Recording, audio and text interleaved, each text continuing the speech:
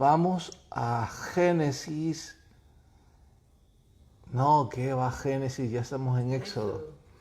Así es que vaya el tiempo, cómo vuela. Especialmente ahora que tanto anhelamos que esto termine de la pandemia. En fin, pregunta 1. Sume las veces que Moisés se excusó para no cumplir la tarea y cómo se aplica a nuestros días. Cuando menos 4, En 4 ocasiones Moisés se excusó diciendo que él no estaba calificado.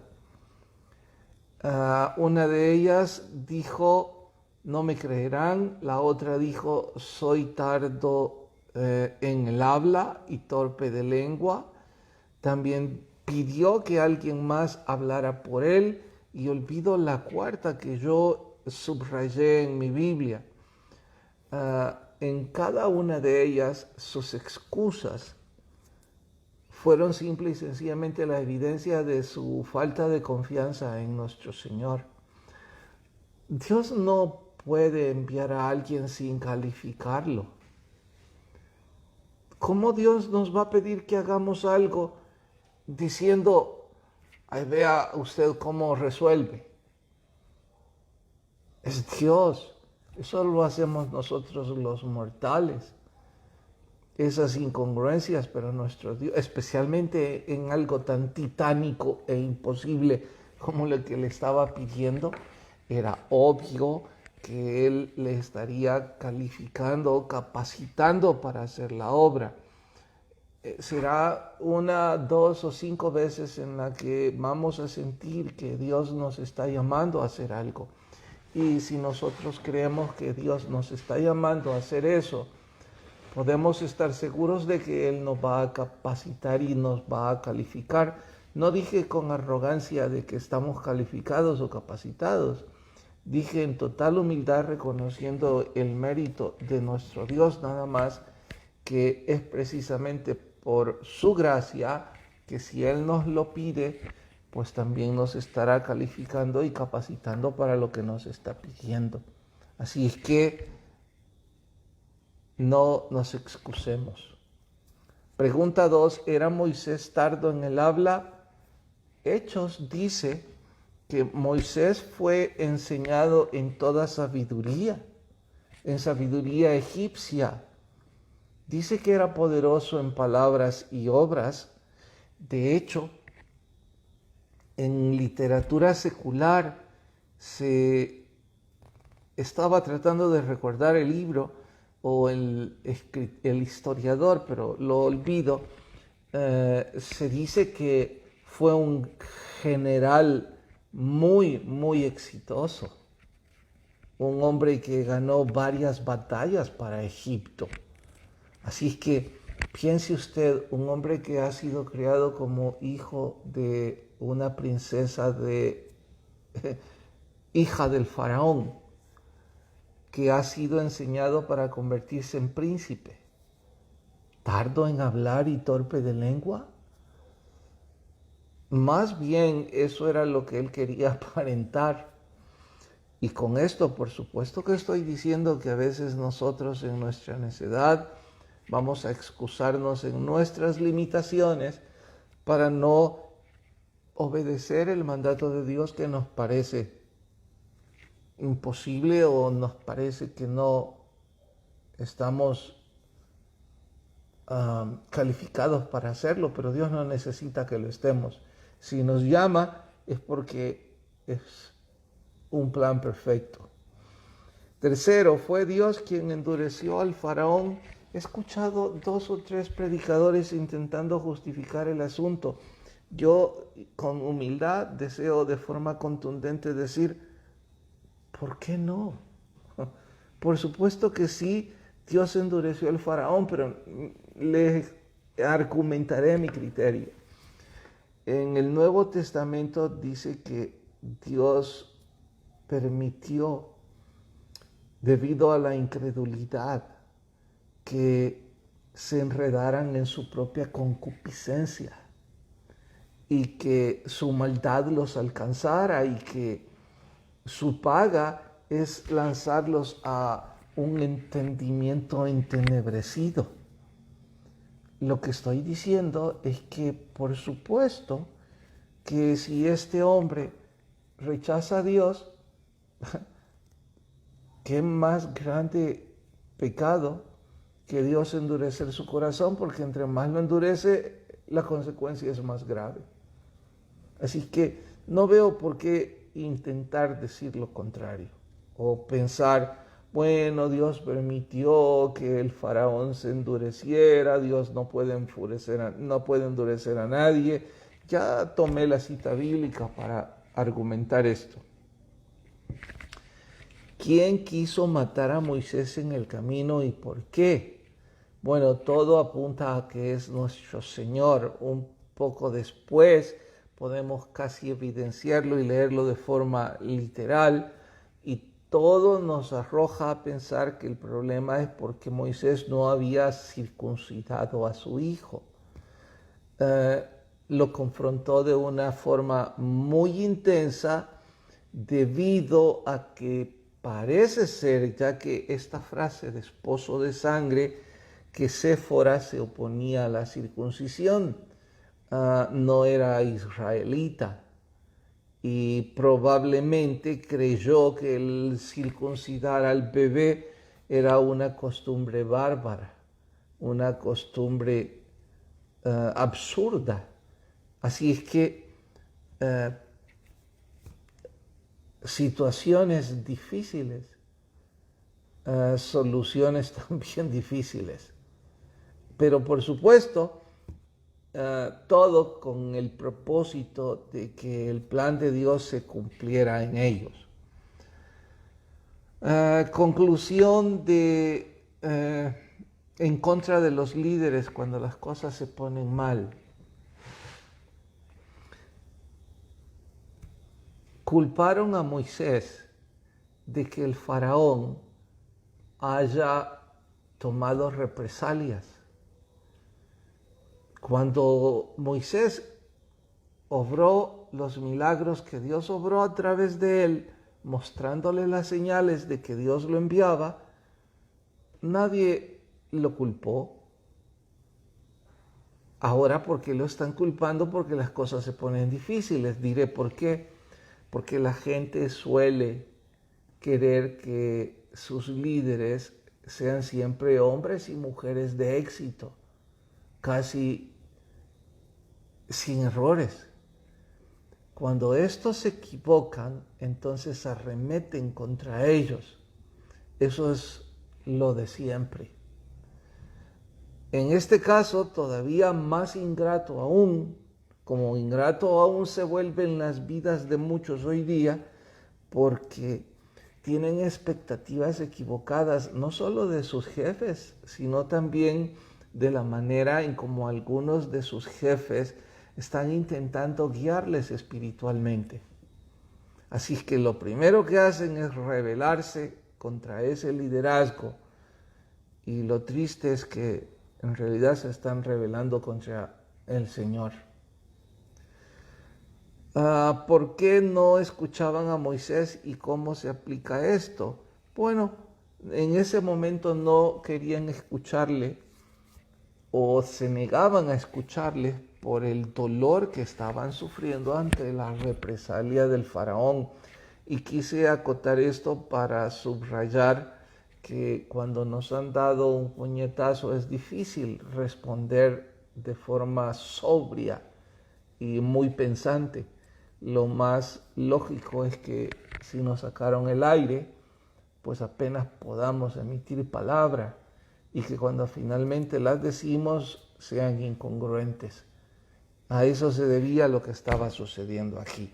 Bien, 15 minutos he estado siendo ingrato al no dedicarle un poco más de tiempo al libro de Spurgeon, y digo ingrato porque hay mucho que aprender, Es tan difícil en 30 minutos resumir 3 capítulos de la Biblia y a la vez hablar de un libro afín tan exquisito como este, pero como sea, voy a intentar en las semanas que vienen equilibrarme un poco como lo hacíamos al principio. Quizás no toda la guía responderla, pero sí elegir 3 y 3, 4, 4, como sea. Dice, ¿cómo buscar la perfección en la oratoria? La recomendación es adquirir toda clase de conocimientos por medio de estudiar la palabra y hacer sus sermones tan perfectos, y retóricamente como nos sea posible. En simples palabras, significa que los que predicamos debemos adquirir todo tipo de conocimientos que llegue y que se acerque a nuestras manos. Debemos intentar devorarlo y adquirir ese conocimiento que surgirá en el momento más necesario. ¿Hay algo? Una pregunta. Adelante. Hermano Alonso dice, buenas noches, pastor. Quisiera preguntarle por qué Moisés no le dijo al faraón como Dios le dijo con sus palabras exactas, en el nombre de Dios, cuando dijo que le dijera en nombre de yo soy, que en el nombre de yo soy iba. Bueno, Moisés, Alonso, y gracias por escribir, cometió varios errores. Tendría que cotejar literalmente el párrafo que usted está señalando, pero si usted ya lo escribe, lo más seguro es que en efecto Moisés no repitió las palabras tal cual se las dijo nuestro Dios. Y de inmediato puedo adelantarme, aunque no haya cotejado. Si se excusó tanto, no debe sorprendernos que no era tan fiel en cuanto a la eficiencia de su trabajo, sino que su temor lo estaba proyectando en su falta de eficiencia. Y esto lo vamos a ver repetidas veces en la historia de Moisés. Cuidado, no estoy diciendo que Moisés no es el caudillo que es. No estoy diciendo que no es el libertador. Lo que pasa es que la Biblia es un libro tan hermoso que no esconde las debilidades de sus héroes, por así decirlo. Y en esa dirección devela las debilidades de Moisés, que les repito, ya descubrirá que son varias. De hecho, Chuck Swindoll en su libro de las biografías pone tantas curiosidades de Moisés que uno dice, wow, vaya que este era especial. Y Tim LaHaye lo ocupa a Moisés como el ejemplo del típico sanguíneo. Y ya sabemos que los sanguíneos son de poco fiar. Así que cuando uno está leyendo a Tim LaHaye, Temperamentos transformados. Sí, en el libro de Temperamentos Transformados, uno se pregunta, ¿cómo pudo Dios elegir como libertador de Israel a un hombre con temperamento sanguíneo? Si ya sabemos que una de las características es que no son del todo fiables, precisamente por su temperamento. Pero luego Tim LaHaye explica que una cosa es un temperamento sin la gracia de Dios en su vida y otra cosa es ese hombre con ese temperamento, pero con la unción de Dios en su vida. Así es que no intente, les sugiero con humildad, buscar mucha eficiencia en Moisés. La mejor prueba, imagínese excusarse casi 4 veces ante Dios. ¿Se atrevería usted a decirle a Dios, no, usted se ha equivocado? Eso le estaba diciendo. Con que no nos atreveríamos a decirle eso a un maestro terrenal. Bueno, si fuéramos sensatos y pertinentes, algunos arrogantes sí, ¿verdad? Pero los que con sensatez tienen enfrente a un maestro reconocido, no nos atreveríamos o a un jefe decirle, usted está equivocado. Buscaríamos la forma de decirle a un jefe, Es que puede ser que hay otra alternativa. Pero Moisés diciéndole a Dios de esa forma, bueno, ya me extendí, era una sola. ¿En qué debe estar la confianza del orador? Por supuesto que cuando estudiamos, cuando nos preparamos, como Spurgeon lo demanda, ante tan grande privilegio de ser predicador, vamos a encontrar algún tipo de muleta en todo el conocimiento adquirido, pero debe quedar claro que nuestra única confianza de que lo que vamos a hablar impacte la vida de otra persona es el poder sobrenatural del Espíritu Santo. Podemos ser grandes oradores, pero sin la unción del Espíritu, nuestras palabras van a ser huecas. ¿Por qué la improvisación no es recomendable? Porque ¿cómo puede honrar a Dios que improvisemos las cosas? Por supuesto que si la improvisación se debe a una sorpresa en donde no estaba planificado que yo compartiera, ya sea en un grupo, en una familia o en un púlpito, en una congregación, y me dijeron, por favor, lleve la palabra, y son 5 minutos para prepararme. Bueno, voy a tener que improvisar, pero no es algo que yo fui negligente. Y lo más seguro es que en esa improvisación el Espíritu Santo se va a glorificar. Pero si yo sé que voy a predicar mañana o dentro de una semana, intentar improvisar es gritar mi irresponsabilidad y mi desatino ante tan magno privilegio que es compartir el Evangelio. Cuaquerismo. Cuaquerismo es una corriente filosófica, doctrina religiosa, desde luego, que tuvo sus orígenes por los 1600. Se caracterizaba por creer que la revelación divina es inmediata y otra serie de cosas, pero no tiene nada que ver con caballos o cosas parecidas, que al leerlo de forma superficial nos hace pensar. Dios nunca hará por nosotros, termina la frase, Dios nunca hará por nosotros lo que podemos hacer por nuestras propias fuerzas. Dios quiere que nosotros tomemos la preparación para hacerlo. Saben, yo tengo una frase que no es buena, pero me ayuda para ilustrar esto. Tenemos que ponernos la camiseta e ir a sudar a la cancha. Probablemente ni siquiera vamos a tocar la pelota, pero nuestro equipo ganó.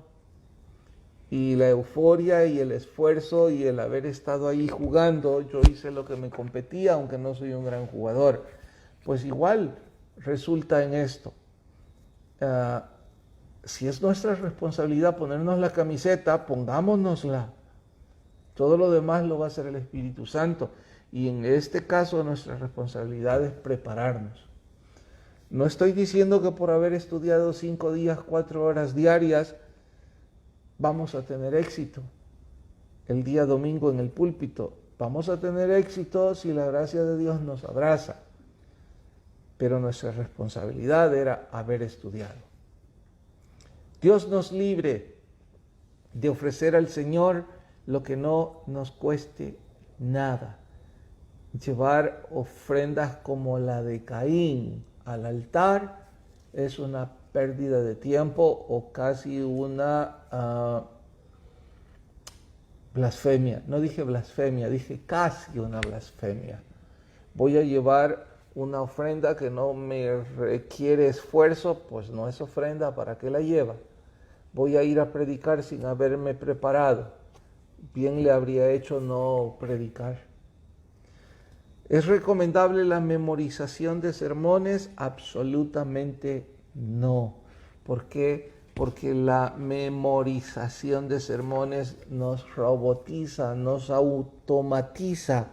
no existe una pasión, no existe un vínculo con el Espíritu Santo.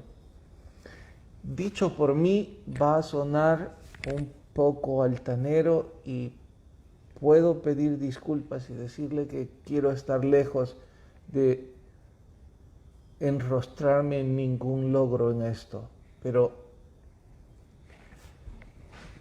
cuando estamos predicando y la gracia de Dios viene sobre nosotros, hay días, hay sermones en los que uno no sabe cómo finalmente el sermón salió por ahí o finalmente dijo lo que dijo. Y no es que es distinto a lo que escribió, probablemente es lo mismo, pero hubo esa especie de química entre la presencia del Espíritu Santo y el orador, una especie de conexión. El leer los sermones nos va a robar esa química, nos va a extraviar de dejar que el Espíritu Santo nos lleve por donde Él nos quiere llevar. Así es que no es recomendable memorizar sermones. Los pensamientos vienen cuando nosotros estamos predicando. Estoy tratando de buscar la palabra, quizás espontáneo.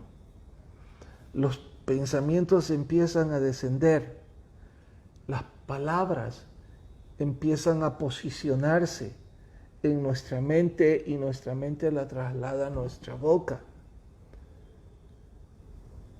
Eso no es espontaneidad, eso es la gracia de Dios en primer lugar y en segundo lugar es el resultado de haber estudiado.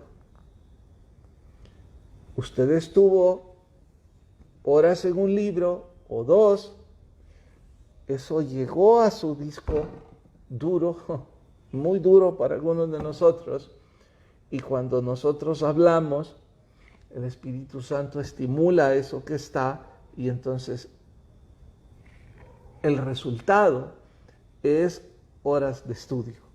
Así es que ese es el resultado de nuestros pensamientos. Bien, ¿hay algo? No. Gracias por estar con nosotros. Nos vemos mañana en Icon y si no, el domingo, cualesquiera de los 3 cultos. No olviden llevar en oraciones a Eduardo y también al hermano Pino. El que tenga oídos, oiga lo que el Espíritu dice a las iglesias. Buenas noches.